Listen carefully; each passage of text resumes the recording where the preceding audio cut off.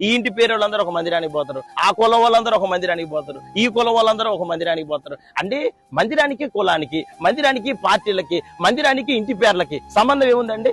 మందిరం మానుకున్నావు, అందరూ కలిసి ఒక వ్యక్తి మందిరాన్ని మానుకొని వాడంతట వాడిగా వెళ్ళిపోతే ఆ కుటుంబీకులు, ఆ రక్త సంబంధులు వాళ్ళందరూ వీళ్ళని బట్టి వీళ్ళు కూడా మందిరానికి రాకుండా అయిపోతారండి. ఎందుకని? వాళ్ళు మా వాళ్ళు మందిరానికి రావట్లేదండి, అందుకోసం మేము కూడా రాం. ఇదేం వైఖరండి? దేవుని సన్నిధిలో మందిరం ఇచ్చింది పాస్టర్ గారు కాదు, మందిరానికి నడిపించింది ఇంటి పక్కనోళ్ళు కాదు, దేవుడిని నా సహవాసానికి నడిపించాడు. ప్రాణం ఉన్నా పోయినా నీ మందిరంలోనే నీ జీవితాన్ని నువ్వు ముగించుదువుగాక.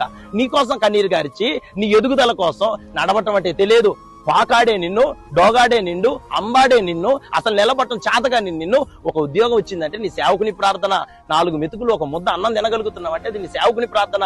అట్లాంటి కన్నీళ్లతోని కష్టం తిన్నాడా తినలేదా, ఎట్లున్నాడు, తన జీవితం అంతటిని అప్పగించుకొని ఊరొచ్చి నీ ప్రాంతంలో నిలబడి సేవ చేసినప్పుడు, దేవుడిని నా సంఘానికి నడిపించినప్పుడు నీ ప్రాణం పోయేంత వరకు నీతిగా బతకాలన్న ఆలోచన దేవుని పిల్లలు కొనకూడదండి. ఒక వ్యక్తిని పెళ్లి చేసుకున్న తర్వాత తాగుబోతోడు కావచ్చు, నల్లగా ఉండొచ్చు, పొట్టిగా ఉండొచ్చు, సత్య వరకు వాడితో సంసారం చేయటం నీతి అంటారు. మరి ఆత్మీయ జీవితంలో నీతి ఏంటండి? ఆ వాక్యం బాగలేదు, మా దగ్గర మా పాస్టర్ గారికి సరిగ్గా వాక్యం చెప్పడం రావట్లేదు.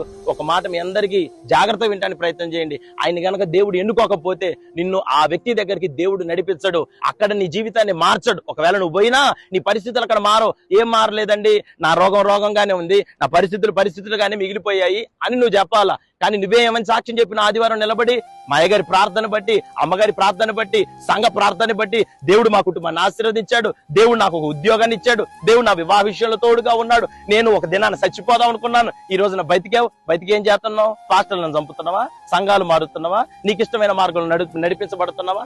ఒకటి గుర్తుపెట్టుకోండి, సంఘం అనేది రాజకీయ పార్టీ కాదు.